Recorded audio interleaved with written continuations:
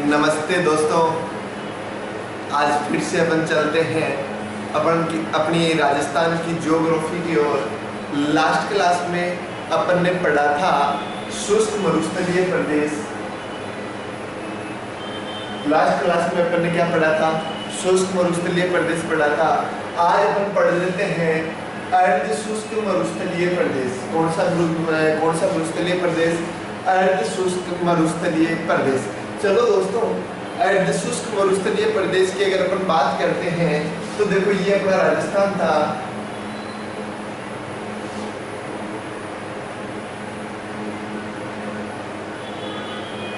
इस अगर राजस्थान की अगर अपन बात करते हैं तो ये अपना मरुस्थलीय प्रदेश था। और इस मरुस्थलीय प्रदेश के अंदर ये वाला पूरा का पूरा किसका क्षेत्र था? शुष्क मरुस्थल का भाग था। और ये वाला पूरा का पूरा किसका भाग था? अर्ध शुष्क मरुस्थल का पहाड़ था। इसकी बात अपन ने कर ली थी। आज अपन चलते हैं आगे की ओर। तो देखो मैं मरुस्थलीय प्रदेश को रख लेता हूँ केवल। ये अपना मरुस्थलीय प्रदेश है। अब देखो ये अपना क्या बच गया? अर्ध शुष्क मरुस्थलीय प्रदेश। क्लियर हो गया? अब देखो अर्ध शुष्क मरुस्थलीय प्रदेश की अगर अपन बात करते हैं तो इसको अध्ययन की दृष्टि से 4 भागों में बांटा गया है। अध्ययन की दृष्टि से कितने भागों में बांटा गया है? 4 भागों में बांटा गया है। भाई 4 भाग कौन कौन से हैं वो देखिएगा। मैं बना देता हूँ। 1 पार्ट, 2 भाग, ये 3 भाग और ये 4 भाग। इस तरीके से इनको बांटा गया है। और इनको नाम क्या क्या दिए हुए हैं? देखो ये अपने बाड़मेर जालोर वाला क्षेत्र आ गया। बाड़मेर जालोर वाला क्षेत्र आ गया। तो यहाँ पर कौन सी नदी बहती है? लूणी नदी बहती है। कौन सी नदी बहती है? लूणी नदी। इसलिए अपने पास में क्या बन गया? लूणी बेसिन। क्या बन गया? लूणी बेसिन। हो गई चीज के लिए। तो ये वाला पार्ट किसका हो गया? लूणी बेसिन का हो गया। ठीक है, आगे अपन बात करते हैं। ये यहाँ पर मध्यवर्ती अपने पास में नागौर जिला है। राजस्थान में मध्यवर्ती, तो यहाँ पर नागौर जिला है, इसलिए ये क्या बन गया? नागौर। और आपको क्या लगा देना है? उच्च भूमि। ध्यान रखना भाई, नागौर की भूमि क्या है? उच्च है, इसलिए क्या हो गया? नागौर उच्च भूमि। अभी पूरा डिटेल में बताऊंगा क्या क्या सिस्टम है, क्या क्या सिस्टम नहीं है। ठीक है, तो नागौर उच्च भूमि होगी चीज के लिए। चलो आगे अगर अपन बात करते हैं तो यहाँ पर अपने पास में सीकर, चूरू और झुंझुनू जिले पाए जाते हैं। और तीनों को मिलाकर भी क्या कहा जाता है? शेखावाटी क्षेत्र। क्या कहा जाता है? शेखावाटी। और इसको क्या लगा देंगे अपन? अंतःप्रवाह क्षेत्र। अंतःप्रवाह क्षेत्र क्यों कह दिया इसको? क्योंकि इस क्षेत्र में सर्वाधिक अंतःप्रवाही नदियां बहती है, इसीलिए अपने पास में ये क्या हो गया? अंतःप्रवाह क्षेत्र। लेकिन ध्यान रखना, यहाँ से एक क्वेश्चन भी उठता है कि कौन से जिले में कोई भी नदी नहीं बहती है?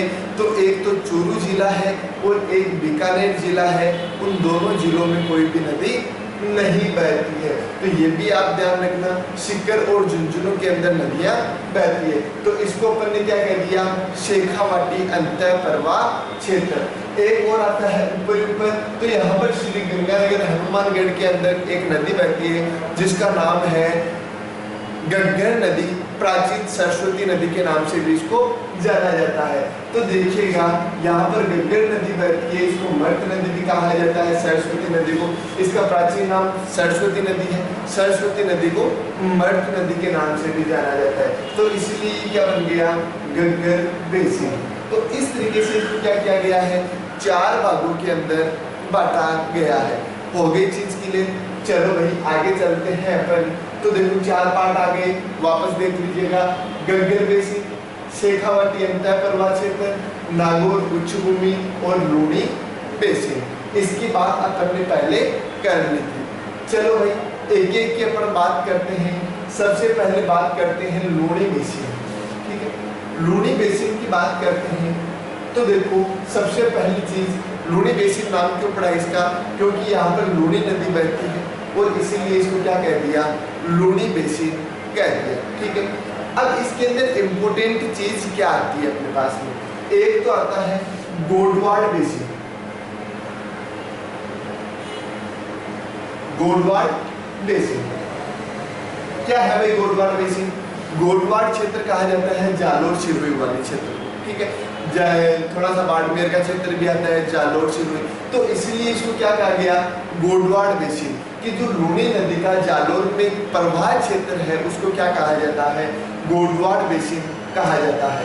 गोडवाड़ बेसिन कहाँ पर, जालोर के अंदर, ठीक है। नीचे लिख देता हूँ जालोर, हो गई चीज के लिए, तो ये लीजिएगा जालोर, हो गई चीज के लिए गोडवाड़ बेसिन जालोर, ठीक है। क्यों, क्योंकि जालोर में जो लूनी नदी बहती है तो जालोर में किस नाम से जाना जाता है, गोडवाड़ के नाम से जाना जाता है, इसलिए क्या कह दिया, गोडवाड़ बेसिन जालोर, ठीक है। दूसरा अपने पास में आता है नेहड़ दलदल।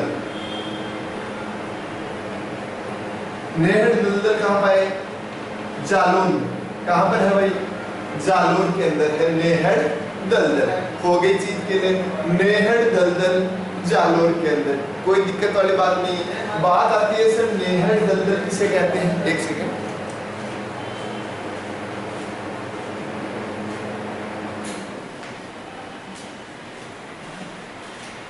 ठीक है। तो देखो नेहड़ दलदल किसे कहते हैं, सबसे बड़ी बात तो यही आती है, नेहड़ दलदल जालोर के अंदर आते हैं अपने पास में। तो देखो दलदल, दलदल से आपके समझ में आ रहा है क्या कुछ कि दलदल का मतलब क्या हो सकता है, देखो मैं बता देता हूँ दलदल का मतलब क्या होता है। दलदल, ठीक है, दलदल का मतलब होता है वह क्षेत्र, वह भूमि जिसके ऊपर अपन कोई फसल नहीं उगा सकते हैं, कुछ भी कार्य नहीं कर सकते हैं, क्योंकि उस क्षेत्र के पोषक तत्व जो है वो पूरे समाप्त हो चुके हैं। अगर अपन उस क्षेत्र के अंदर बीज भी डालेंगे तो वो अंकुरित नहीं होगा, तो उस क्षेत्र को क्या कहा जाता है, दलदल। दलदल का मतलब मैं आपको बता देता हूँ, जैसे 2 टीलों के बीच के अंदर मानसून का पानी इकट्ठा हो जाता है और जब वो पानी सूखता है तो उस मिट्टी के ऊपर इतनी मोटी मोटी परत सी जम जाती है, ठीक है। तो उस परत के कारण क्या है, बीज अंकुरित नहीं हो पाता और उसी क्षेत्र को क्या कहा जाता है, दलदल कहा जाता है। तो ध्यान रखना नेहड़ दलदल, नेहड़ दलदल कहाँ पर स्थित है, अपने पास में जालोर में स्थित है। दलदल का मतलब सीधी सी बात है दलदली बहार, ठीक है। चलो भाई आगे चलते हैं, एक और चीज आती है अपने पास में, वो क्या आती है, लवणीय पादप, लवणीय पादप, ठीक है। लवणीय पादपों की अगर अपन बात करते हैं तो देखो लवणीय पादप अपने पास में पाए जाते हैं बाड़मेर में, कहाँ पर पाए जाते हैं दोस्तों, बाड़मेर के अंदर पाए जाते हैं। लवणीय पादपों का मतलब क्या है, जो बाड़मेर क्षेत्र है अपना, इस बाड़मेर क्षेत्र में कैसी मिट्टी पाई जाती है, लवणीय मिट्टी पाई जाती है, बता देना चाहूंगा आपको मैं, ठीक है। तो बाड़मेर में लवणीय मिट्टी पाई जाती है, तो उस लवणीय मिट्टी में उगने वाले पादप भी कैसे कहलाएंगे, लवणीय पादप कहलाएंगे। क्यों, क्योंकि वो लवणीय मिट्टी के अंदर उग रहे हैं और इसलिए वो क्या कहलाते हैं, लवणीय पादप कहलाते हैं। लूनी नदी का पानी खारा कहाँ पर जाकर के होता है, बाड़मेर के अंदर जाकर के होता है। क्यों, क्योंकि यहाँ की मिट्टी लवणीय है। बालोतरा बाड़मेर में जब यहाँ नदी पहुँचती है तो यहाँ पर उसका पानी क्या हो जाता है, खारा हो जाता है। रीजन क्या है उसका, क्योंकि यहाँ की जो मिट्टी है वो खारी है और जो मिट्टी के लवणीय तत्व होते हैं वो पानी में विलीन हो जाते हैं और नदी का पानी कैसा हो जाता है, खारा हो जाता है। हो गई चीज के लिए, तो आपको अगर कोई पूछ ले लवणीय पादप कहाँ पर पाए जाते हैं, तो लवणीय पादप बाड़मेर के अंदर, लूनी बेसिन के अंदर ही पाए जा रहे हैं, कोई परेशानी वाली बात नहीं है। चलो भाई आगे चलते हैं, दूसरा अपने पास में आता है नागौर उच्च भूमि, ठीक है। तो देखो नागौर उच्च भूमि की अपन बात करते हैं,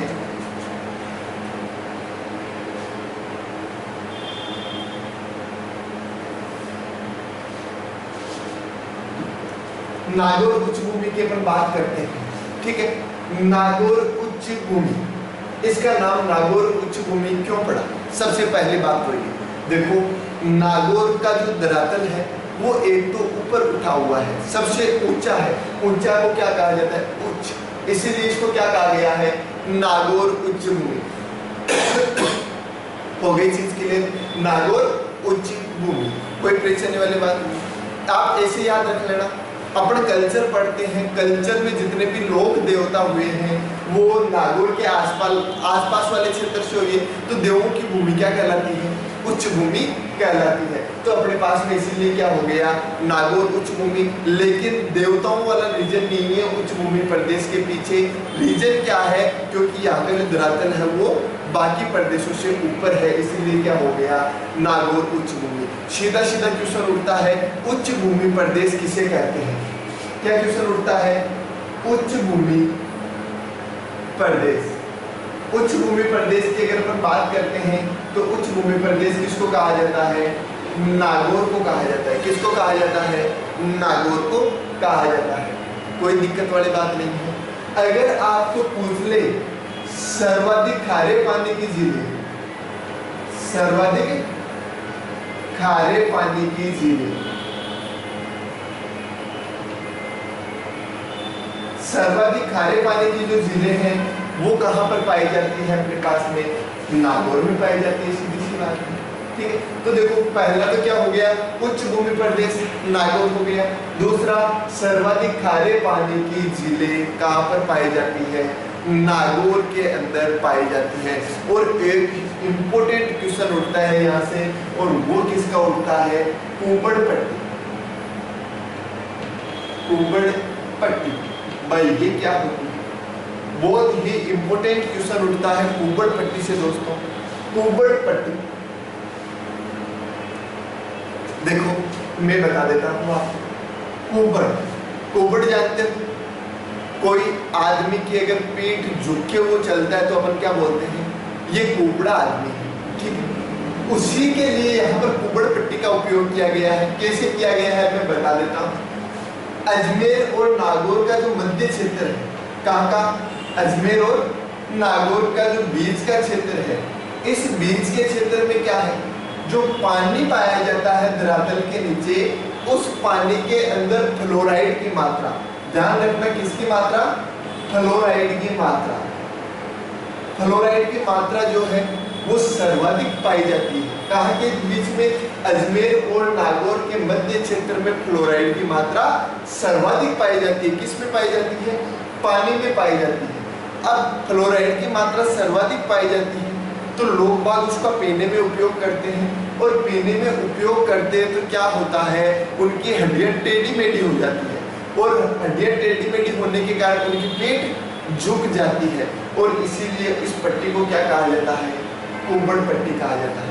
इंपॉर्टेंट क्वेश्चन ये होता है देखो यहाँ से कि कुंभड़ पट्टी कौन कौन सी जिलों के मध्य? अजमेर प्लस नागौर।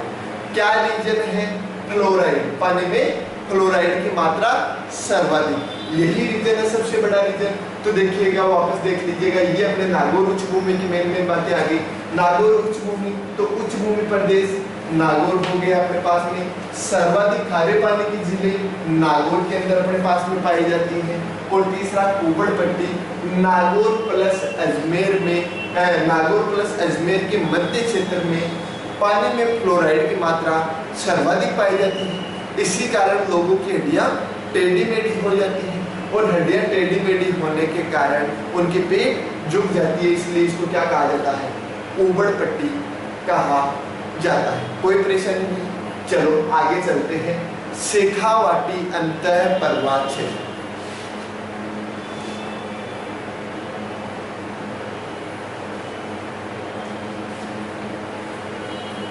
इसको भी मैं मिटा रहा हूं, देख लेना।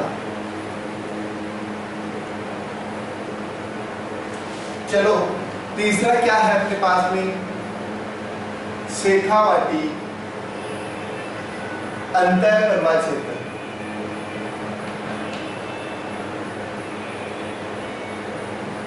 ठीक है, शेखावाटी अंतः पर्वत क्षेत्र। सबसे पहली चीज आती है कि इसको अंतः पर्वत क्षेत्र क्यों कहा जाता है? क्योंकि शेखावाटी क्षेत्र के अंदर सर्वाधिक अंतः प्रवाही नदियां पाई जाती है, बहती है, इसीलिए इसको क्या कहा जाता है? अंतः प्रवाही क्षेत्र कहा जाता है। अब क्वेश्चन यहाँ से ये उठता है कि सर अंतः प्रवाही नदियां कौन सी होती है?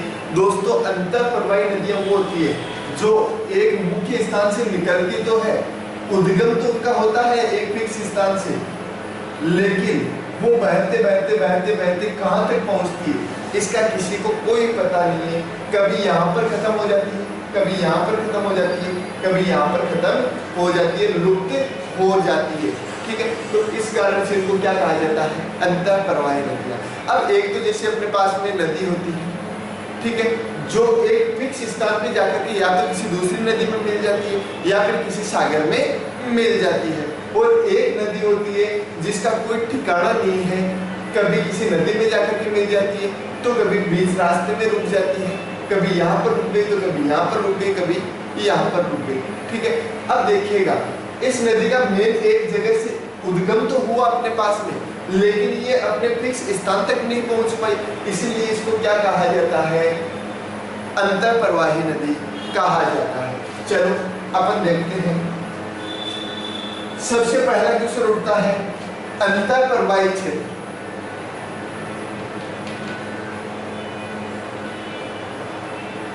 किसको कहा जाता है अंतर प्रवाही क्षेत्र? अंतर प्रवाही क्षेत्र कहा जाता है शेखावाटी। सीधा सीधा क्वेश्चन उठता है यहाँ से, शेखावाटी क्षेत्र हो गई चीज के लिए। अंतर प्रवाही क्षेत्र शेखावाटी, कोई परेशानी वाली बात नहीं। एक चीज आती है अपने पास में, ये नाम ध्यान रखना जो मैं आपको बता रहा हूँ, जोहड़। जोहड़ किसे कहते हैं भाई? देखो शेखावाटी क्षेत्र की बात कर रहे हैं अपन, तो शेखावाटी में जो पानी के कुएं पाए जाते हैं,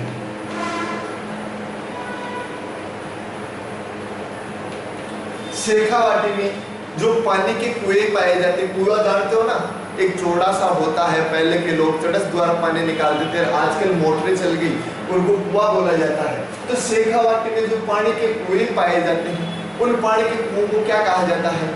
जोहड़ कहा जाता है। क्या कहा जाता है दोस्तों? जोहड़ कहा जाता है। हो गई चीज के लिए। क्वेश्चन उठता है शेखावाटी में पाए जाने वाले पानी के कुओं को क्या कहा जाता है? क्या कहा जाता है? जोहड़ कहा जाता है। एक और शब्द आता है अपने पास में, सर। सर किसे कहते हैं भाई? जो क्लास में पढ़ाते हैं उनको सर कहते हैं? नहीं भाई, यहाँ पर सर दूसरी चीज के लिए प्रयोग हुआ है, और वो सर किसे कहते हैं? मानसून आता है, मानसून के दौरान भाई मानसून आया तो जगह जगह पानी इकट्ठा हो गया, और जगह जगह पे पानी इकट्ठा हुआ, वो कुछ दिन रहा, उसके बाद में सूख गया, तो वो एक अस्थायी हो गया, और उनको अपन क्या बोल सकते हैं? अस्थायी तालाब बोल सकते हैं। तो मानसून के दौरान बनने वाले अस्थायी तालाब,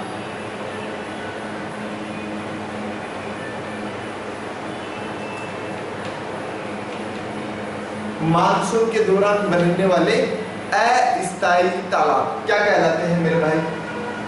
सर कहलाते हैं। ठीक है, मानसून के दौरान अस्थायी तालाब कैसे बनेंगे? बारिश आई तो बारिश का पानी एक गड्ढे में इकट्ठा हो गया, बड़ा सा गड्ढा था, अब वो क्या बन गया? तालाब का रूप ले लिया उसने, भाई तालाब ही बोलेंगे अपन उसको। ठीक है, तो उस तालाब के अंदर थोड़े दिनों के लिए वो पानी रहा, उसके बाद में सूख गया।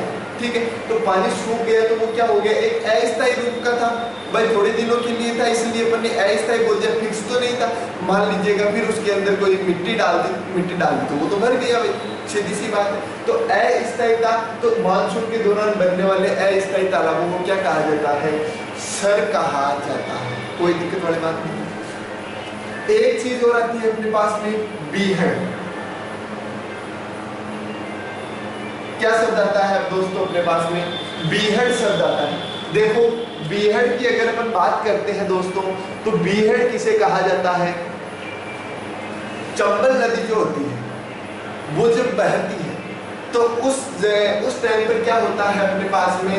वो जगह जगह पे गड्ढे बना देती है, मिट्टी का कटाव करके गड्ढे बना देती है, उसको अपन क्या बोलते हैं? बीहड़। एक शब्द अब इसी से मिलता जुलता आता है, और वो क्या आता है? बीड़। याद रखना बीहड़ और बीड़, इसलिए मैंने साथ में बताया है। बीड़ किसे कहते हैं भाई?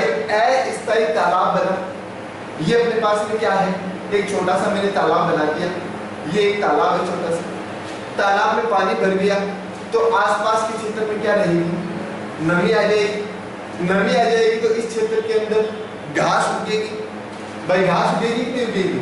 ये घास उगाते नहीं मिली, दोनों साइड में उगेगी, चारों साइड में उगेगी, घास उग गई। अब घास उग गई तो क्या हुआ, यहाँ पर पशु चरेंगे और पशु जहां पर चरते हैं उसको अपन क्या बोलते हैं? चारागाह। क्या बोलते हैं? चारागाह। तो बीड़ किसे कहते हैं? मानसून के दौरान बनने वाले चारागाहों को क्या कहा जाता है? बीड़ कहा जाता है। वापस देख लीजिएगा, मानसून के दौरान बनने वाले चारागाह है या घास के मैदानों को क्या कहा जाता है? बीड़ कहा जाता है। ठीक है, कोई परेशानी नहीं। अंतःप्रवाह क्षेत्र शेखावाटी को कहा जाता है।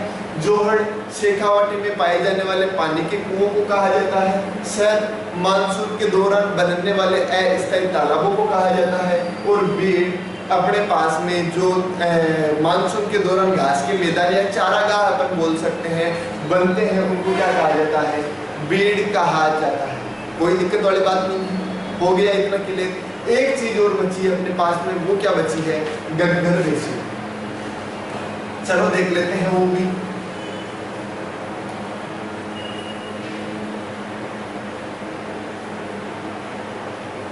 गग्गर बेसिन के अंदर ओनली एक ही चीज याद रखने लायक है, गग्गर बेसिन।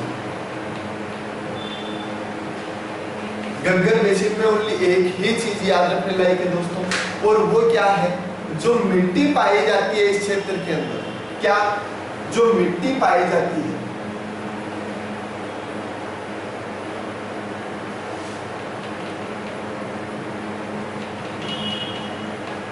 मिट्टी कैसी पाई जाती है? हल्की काली। कैसी मिट्टी पाई जाती है? हल्की काली मिट्टी पाई जाती है। जो हल्की काली मिट्टी पाई जाती है उसको किस नाम से जाना जाता है? काठी या बग्गी के नाम से जाना जाता है। किस नाम से जाना जाता है? काठी एवं बग्गी। सीधा सा क्वेश्चन उठता है, काठी एवं बग्गी है हल्की काली मिट्टी। सीधा सा ऑप्शन आएगा, काठी एवं बग्गी है। क्या है? एक मिट्टी का प्रकार। क्या है दोस्तों? मिट्टी का प्रकार। ध्यान रखना, गग्गर बेसिन ऊपर वाला क्षेत्र है और गग्गर बेसिन में जो मिट्टी पाई जाती है वो थोड़ी हल्के काले रंग की होती है, और उस मिट्टी को किस नाम से जाना जाता है? काठी एवं बग्गी के नाम से जाना जाता है। हो गई चीज क्लियर, कोई दिक्कत वाली बात नहीं है। मिट्टी जो पाई जाती है उसको किस नाम से जाना जाता है?